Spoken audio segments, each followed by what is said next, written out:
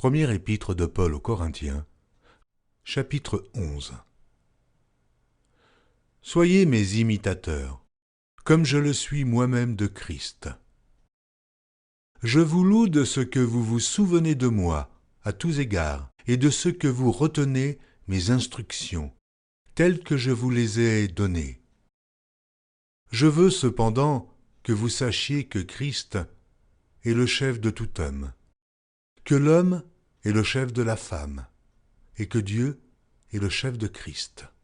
Tout homme qui prie ou qui prophétise, la tête couverte, déshonore son chef. Toute femme, au contraire, qui prie ou qui prophétise, la tête non voilée, déshonore son chef.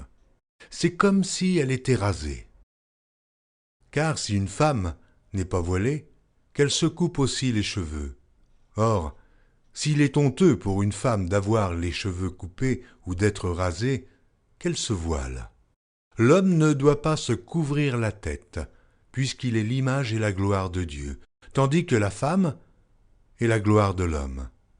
En effet, l'homme n'a pas été tiré de la femme, mais la femme a été tirée de l'homme. Et l'homme n'a pas été créé à cause de la femme, mais la femme a été créée à cause de l'homme. C'est pourquoi la femme, à cause des anges, doit avoir sur la tête une marque de l'autorité dont elle dépend. Toutefois, dans le Seigneur, la femme n'est point sans l'homme, ni l'homme sans la femme. Car de même que la femme a été tirée de l'homme, de même l'homme existe par la femme, et tout vient de Dieu. Jugez-en vous-même. Est-il convenable qu'une femme prie Dieu sans être voilée? La nature elle-même ne vous enseigne-t-elle pas que c'est une honte pour l'homme de porter de longs cheveux, mais que c'est une gloire pour la femme d'en porter, parce que la chevelure lui a été donnée comme voile? Si quelqu'un se plaît à contester, nous n'avons pas cette habitude, non plus que les églises de Dieu.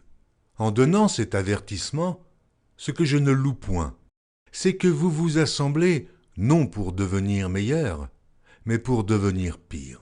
Et d'abord j'apprends que lorsque vous vous réunissez en assemblée, il y a parmi vous des divisions, et je le crois en partie, car il faut qu'il y ait aussi des sectes parmi vous, afin que ceux qui sont approuvés soient reconnus comme tels au milieu de vous. Lors donc que vous vous réunissez, ce n'est pas pour manger le repas du Seigneur. Car quand on se met à table, chacun commence par prendre son propre repas, et l'un a faim, tandis que l'autre est ivre. N'avez-vous pas des maisons pour y manger et boire? Ou méprisez-vous l'Église de Dieu, et faites-vous honte à ceux qui n'ont rien? Que vous dirai-je? Vous louerai-je?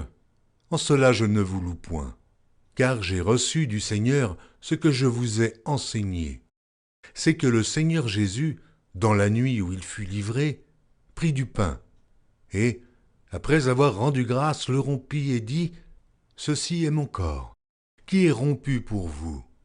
Faites ceci en mémoire de moi. » De même, après avoir soupé, il prit la coupe et dit, « Cette coupe est la nouvelle alliance en mon sang. Faites ceci en mémoire de moi, toutes les fois que vous en boirez. Car toutes les fois que vous mangez ce pain et que vous buvez cette coupe, vous annoncez la mort du Seigneur jusqu'à ce qu'il vienne. C'est pourquoi celui qui mangera le pain ou boira la coupe du Seigneur indignement sera coupable envers le corps et le sang du Seigneur. Que chacun donc s'éprouve soi-même, et qu'ainsi il mange du pain et boive de la coupe. Car celui qui mange et boit sans discerner le corps du Seigneur mange et boit un jugement contre lui-même. C'est pour cela qu'il y a parmi vous beaucoup d'infirmes et de malades, et qu'un grand nombre sont morts. Si nous nous jugions nous-mêmes, nous ne serions pas jugés. Mais quand nous sommes jugés, nous sommes châtiés par le Seigneur, afin que nous ne soyons pas condamnés avec le monde. Ainsi, mes frères, lorsque vous vous réunissez pour le repas, attendez-vous les uns les autres. Si quelqu'un a faim, qu'il mange chez lui. afin que vous ne vous réunissiez pas pour attirer un jugement sur vous. Je réglerai les autres choses quand je serai arrivé.